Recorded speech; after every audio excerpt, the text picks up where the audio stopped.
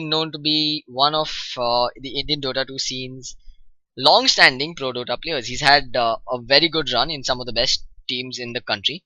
Now it seems like he might be making a comeback, or maybe he's just come back for a one-off event in this tournament. Either which way, we're happy to have him as a part of these matches.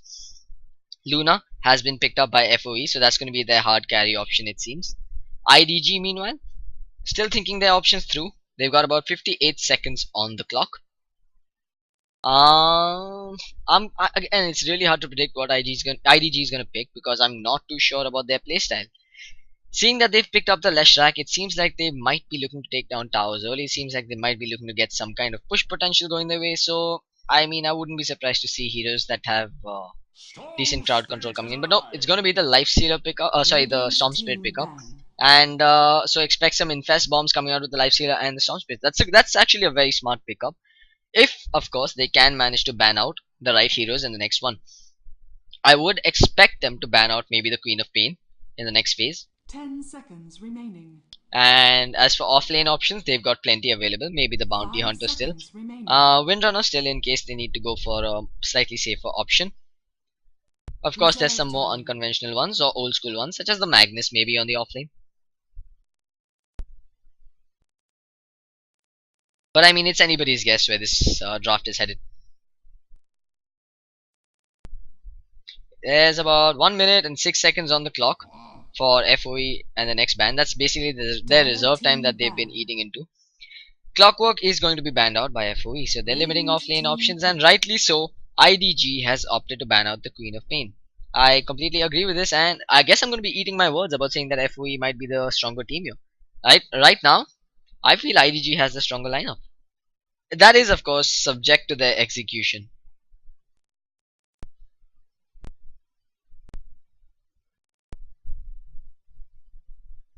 Templar Assassin. Dire team pick. Looks like TA is going to be the last pickup for Team FoE. Again, it's kind of an obvious pick there, to be honest. Having the TA go up against the Storm Spirit middle lane, that's really quite an easy matchup for the TA. But that said, if iDG cannot manage to pick in some more damage over time based heroes, they might be struggling throughout this game, because right now TA seems to be having a free reign on this map. I like FoE's lineup as well, so it's too close to call it. I really can't tell who's going to come out ahead and how. We're jumping into reserve time now, it seems. 30 seconds on the clock. Remember guys, this is a best of one. The loser does not get eliminated. There isn't as much riding on this match as some of us would have liked it to be. But, of course, the winner does secure themselves one more point in the group. And the top two from the group do advance to the next round. So, definitely there is a lot of weightage behind this match. 6 more seconds on the clock. Tinker's going to be the last pickup from iDG, and that in fact is a good pick that I can agree to. Tinker, of course, the damage over time coming out from that hero works exceedingly well against the Templar Assassin. Now, although I'm going to say, if I had to put a call on the lanes, they're going to be running the Tinker at mid solo. I expect them to run an aggressive tri-lane with the Naga, the Leshrac and the Life Stealer, while Storm Spirit probably goes onto the safe lane solo, but it's too close to call it. Let me do a quick introduction of both sides. Looks like we're going to have iDG on the Dire. Heisenberg going to be playing the Leshrac. We're going to see Dexto, 49, going to be playing the Tinker. Looks like he has gone for the early bottle build, so probably going to see him run towards the mid. Way Too Sexy going to be playing the Life Stealer. Has picked up a Quelling Blade, a Stout Shield, but no HP consumables. A little risky from him, but let's see if it does pay off, especially considering they're going into an aggressive tri-lane. Meanwhile, Moonscar 1337 has been pulled a set of Tangos, a Salve, and will be playing the Storm Spirit. Now, I'm confused whether this is actually going to be an off-lane Storm Spirit. If that is the scenario, it's going to be, he might have a hard time. On the other side of the river, we've got Team Fight, Overpower, and Execute, also known as FoE. We've got Luna being handled by AJ. We've got the stand-in, Please Go Grape, running the Lina. We've got Volatile Seraph going to be playing the Bane Elemental. We've got Fear Unleashed, running the Templar Assassin. At the middle lane and up top, we've got Pain Unleashed, running the Nature's Prophet. Looks like Team iDG is struggling with a few lag issues, and they've asked for a pause. Who are we to decline? Now, there's Sphinx coming out. Looks like Heisenberg has actually been spotted out. Lina is on the high ground. We can actually switch to her view, and yes, she does indeed see the Leshrac there who had just stepped out of fog. There is of course a Nature's Prophet train scouting out everything going on here. 2 heroes have been spotted out, and well, that's pretty much it. But I mean, when you see a Storm Spirit and a Leshrac lingering around the river like that, you know for a fact that there's a gank about to happen.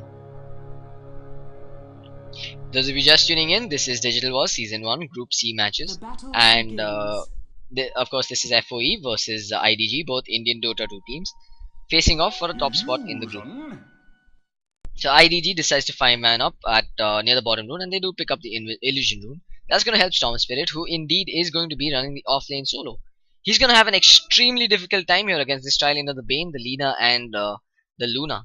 Now, there's more than meets the eye to this lane. Despite the fact that they've got a guaranteed stun with the Nightmare and the Light Strike array, there's also the bonus physical DPS that comes out owing to the Luna Blessing, which works exceedingly well against a squishy hero like the Storm Spirit. Sure, he's been pulled some tangos, but I don't think he's going to be given an opportunity to use them. At the middle lane, we're going to see Templar Assassin go up against our friendly neighborhood Tinker. Tinker, of course, does have the slight advantage in terms of matchup, especially in that considering he is going for the March of the Machines build. Up top, meanwhile, we're probably going to see First Blood spilled as Pain Unleashed has been initiated upon, and looks like Leshrac will be claiming that kill. First Blood has been spilled in the offlane. So iDG off to a good start already.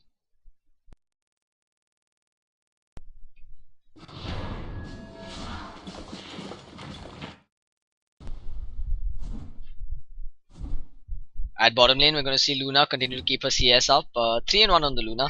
Storm Spirit's actually going to head back all the way. He hasn't managed to get a single point of experience just yet, but looks like that's about to change as the creep equilibrium has slightly tilted in his favor now.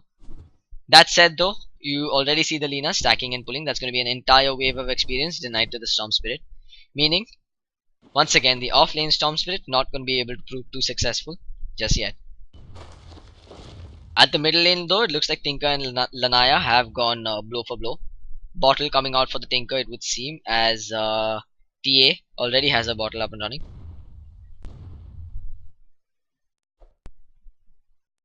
Up top, meanwhile, we're going to see Nature's Prophet use his trains to try and be somewhat of a nuisance. The Naga and the Leshrac zoning it out. They have managed to successfully chain their pull onto the second camp, so that's going to be a lot more experience denied for Pain Unleashed as well. He might actually consider just jumping into the jungle straight off the bat, considering he does have that advantage when pitted against the offlane Storm Spirit.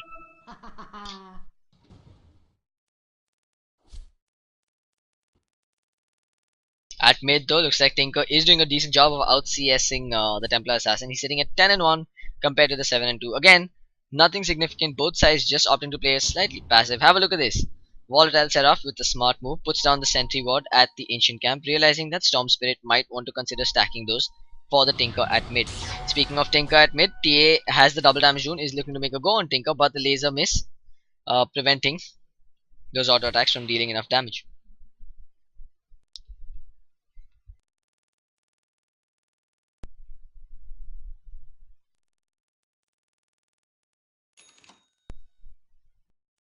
Bottom lane looks like there might be a wraparound gank if Bane can get in position quick enough. The Lucent Beam holding the Storm Spirit in position just a little longer. Nature's Prophet actually going to join the party here. Storm Spirit doing what he can with the Revenant. The Nightmare does indeed come out. The Light Strike array connects, but Lina puts herself to sleep before connecting that one. And a complete mess of things.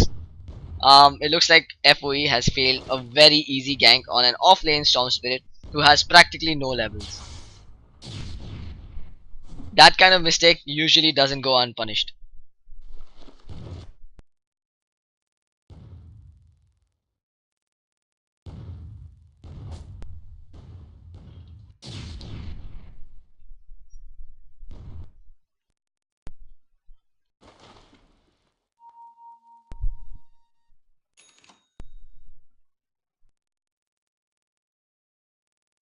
Not for you. At mid, we're gonna see Tinker and TA once again face off. It looks like there is going to be a wraparound gank from Kid Falcon and Heisenberg here at the middle lane. TA realizing that something's amiss. Actually, TA just walked towards the bottom rune and escaped by the skin of her teeth. So this smoke gank might still be successful. Of course, though, TA has now picked up the invisibility rune. It remains to be seen if there's any form of protection. Yes, indeed, there is a sentry ward available on the Leshrac. So if TA oversteps her boundaries, She won't survive long. And here we go. She has indeed overstepped her boundaries. The March of the Machines has been thrown out as well. Everything landing, everything except the Split Earth landing perfectly from Leshrac, and TA is gonna survive. So both sides with one failed rotation each. In fact, the Naga and the Leshrac are still gonna linger around here. Another sentry ward put this time on the high ground. So two sentry wards within close range of each other. Denied. At the same time though, up top we've got free farm on the Lifestealer, who's up to 25 and 3. He's getting almost every single last hit in his lane and he's doing a great job. He's got his phase boots up and running. Meanwhile, bottom lane we're going to see the Nightmare set up on the Storm Spirit, but there was no follow-up light strike area. Looks like they decided to just leave him be, considering they knew that they couldn't get the kill off. Decided not to expend any more valuable mana resources on him. But this time, Storm Spirit might not be as lucky, taking a couple of hits, gets connected by the Light Strike array as well. Storm Spirit, in fact, decides to man up. The Lucent Beam comes off as well, and will the stand-in go down first? No. Looks like Bane will drop. Bane Unleashed TP's in, a little too late, though not sure if he made in time for the experience. He's sitting at level 4, but really no significant losses on his end, considering he's just going to jump into the jungle and keep his farm rolling. FoE definitely has a significant advantage. Their offlaner has heavily outleveled iDG's offlaner. Let's have a look at the gold graph. iDG, however, seems to be ahead in terms of gold by just a mere 500. Nothing significant, probably boils down to the fact that iDG did pick up first blood. Meanwhile, experience still going the way of iDG. Radiant's But middle again, that tower is seems under like it's attack. about to change, considering Storm Spirit's losses in the bottom lane. Meanwhile, back at middle lane, Tinker and TA going neck and neck. Both sitting at about 20-23 CS. But here we go. There is a Sentinel, there is a wraparound gang, and this time I don't think TA should be able to make it away scot-free. But the refraction charge is soaking up most of the damage. TA decides to just man up with the double damage rune. Is going to snipe off the Tinker. No, just barely misses the last auto attack and might just pay for this with her own life. Does use the melt onto the high ground, realizing Naga does have a sentry, does drop it down, and Fear Unleashed. Looks like he's gonna go down. Heisenberg doesn't have the split out, but wow, the melt strike actually secures TA another kill. Is that all there is? This game is completely topsy-turvy. Looks like TA just manages to get a kill before going down to the left track. Simultaneously at bottom lane, it looks like Lina did pick up another kill on the Storm Spirit. So this Storm Spirit really not looking too healthy. But that said, the creep wave has pushed to his tower now, so he is going to start picking up a little more experience. At middle lane, we're going to see a gank. This time it's FoE's turn to engage. There is going to be a light strike array, but again, the Lina puts herself to sleep under the shelter of the dire tier 1 tower. And that's a confirmed death.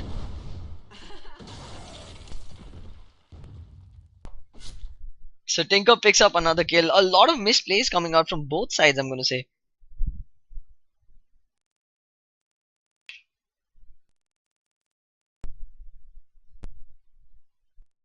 Up top though, the Lifestealer doing what Lifestealer does best in the early game. He's continuing to farm up. Looks like he's picked up the helm and the gloves, so he is going to be going for the armlet first. And he's going to have his armlet in great time, I've got to admit. Let's have a look at the Luna on the other side of the field. She's got the Tranquil Boots up and running in addition to a good 1800 gold. Probably going to see her rush the BKB in this one.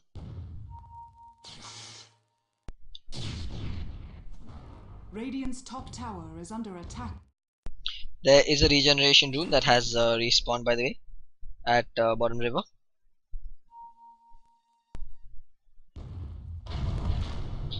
TA looks like she might want to engage on the Tinker. Nope, Tinker's just going to hit back. There is a Nature's Prophet TP being faked out at the middle lane though.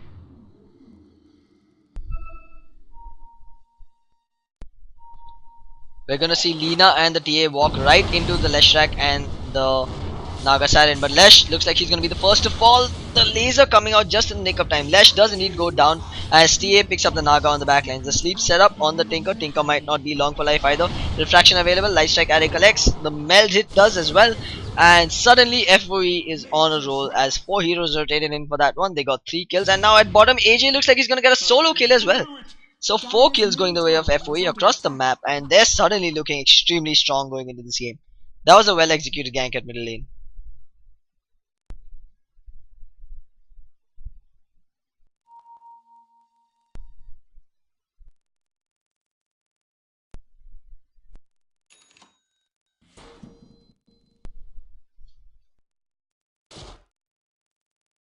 Up top, we're gonna see Lifestealer continue to farm up. He is gonna get his armlet soon. He's sitting at about 300 gold now. In addition to all the other items, just the recipe pending. At bottom row, Storm Spirit still struggling to get that level 6 online. AJ meanwhile on the Luna has hit a comfortable level 8, has the drums online in addition to the tranquil boots. No mana regeneration for him however, so he might not be able to sustain too well in the lane. That said, middle lane we're going to see another initiation, and the March of the Machines just barely out of range, but now they start to clip, and Fear Unleashed might just be in trouble. Might have to use the meld. Nature's Prophet with the 2-man sprout, keeping Fear Unleashed alive just a little longer. He's trying to bide some time till the refraction comes back online. Split Earth gonna miss. Naga with the ensnare catches Fear Unleashed, who decides to man up and turn around. Pops the refraction, starts chopping away. One more auto attack should do the job. But again, Sal's been popped out, and everything just going so haywire. Meanwhile, Volatile Seraph comes in from the back lanes, cleans up the Leshrac, TA jumps in, all in balls out, manages to pick up the kill on the Naga. Naga, however, her death might not be in vain, or maybe it will, as Tinker looks to be in some trouble as well, and one more auto attack with the Cyblades ensures that TA gets a double kill. While that was happening at bottom lane, AJ doing what AJ does best, has picked up yet another solo kill on the Storm Spirit. I don't even know how he did it considering he didn't have enough mana. Storm Spirit not even at level 6 just yet. The auto attack damage from this Luna with 4 points in the Luna Blessing aura is absurd. Meanwhile, middle tier 1 tower gets taken down by FoE, and Blink Dagger comes out for Lanaya, so that's an 11-minute Blink, Phase Boost and Bottle for the TA. FoE is on a roll, and the gold graph is going to reflect this. 3000 gold going their way, along with that's 3000 experience going their way, and of course 3000 gold as well. Despite the fact that iDG has a free farming Lifestealer being handled by Way Too Sexy. He's got the armlet online, but I wonder if it's enough to chop through FoE's lineup. Tinker looking like he's getting closer and closer to his boots of travel. That could be the crucial item that they're looking for. He's sitting at about 1400 gold, just 600 to go. Unfortunately, no ancients have been stacked for him to make his life easier. He's gonna have quite a rough road getting there. Up top though, Lifestealer gonna infest into an enemy creep. He should be able to get away just fine. Well, the infest is gonna wear off now. There are more TPs coming in. Way Too Sexy pops out, makes a run for it. No Fiend's Grip available for 80 seconds, so I think the Lifestealer should get away scot-free. The rest of IDG is rotating in here as well. Nature's Prophet with the ultimate apparently does manage to snipe off the Lifestealer, so the ultimate managed to kill him off here. At the same time, we're going to see Storm Spirit jump into this one, going to get stunned up, put to sleep, and everything connects beautifully, as Storm Spirit has been punished for jumping in like a total boss. At the same time, AJ continuing to farm up at bottom. He's crushing the tier 1 tower all by himself and should get it quite comfortably as well. He's picked up a helm now as well, so there's no zoning him out of the lane. Up top, we're going to see the sleep setup on Heisenberg's Leshrac, and he should be going down shortly as well. The stand-in coming in should connect the Light Strike array. Doesn't even need to, as he throws out a Dragon Slave and an auto attack from the Bane as well. Cleans this up. 3 TPs coming in from IDG. They're trying to make something happen here, but the rest of FoE is here as well. The Laguna Blade thrown out instantly as Storm Spirit just evaporates, and now it's time for FoE to turn the tables yet again. Kid Falcon goes down to the Light Strike array. Double kill for the Lina as Lifestealer forced to run away, packing yet again. Tinker coming in, joining the fray, but yet without the boots of travel, he's going to be more of a liability than an asset. Up top, tier 1 tower should go in favor of FoE. I really like the way FoE is playing right now. They're not overextending, they're not getting free, as I like to call it. I mean, have a look at this. They carry at bottom lane, consistently farming up, deciding not to be a part of the engagements unless and until he's absolutely required. Luna is one of those heroes that can split push really fast, especially now that he started to level up the glaives. He's also got a armor creep with him that does help him survive a little longer. Not to mention, there's a DD rune that spawned at bottom lane. FoE consistently applying pressure up top. Lifestealer with the infest inside Storm Spirit. They're gonna find a pick off. IDG starting to turn things around. They managed to pick off the Bane, but I think that's where the fun ends for them, because Lifestealer is probably not gonna get in range for this Lina just yet. That said though, TA might be caught out of position herself. Storm Spirit, now he's successfully run out of mana, and FoE's Fear Unleashed is going to say, okay, thank you, come again. Cleans this up quite easily as Lina gets that frag, and a dominating support Lina is something you don't want to see. And a blink to the Meld Strike cleans up the Leshrac as well. Now Tinker manning up, standing inside the shelter of his march, trying to make things happen. Looks like Lina is still gonna survive, throws out the Laguna at the last second on the Naga, who takes a fall as well. FoE making split second decisions and coming out ahead. Wow, Heisenberg has already thrown in the towel. iDG, they know their beat. The score is 19 and 4 and a 14-minute win claimed by team FoE here in Digital Wars Season 1. Unfortunately, iDG proved to be the inferior team. Nothing went right their way. FoE coming out ahead. This should be a real boost to their confidence. Unfortunately, let's hope iDG can pick themselves up and come back in this tournament well. We're coming to you with the game 2. Looks like that game was scheduled, of course, for 5 PM. Let's see if we can get that underway sooner. Till then, enjoy some music on the stream.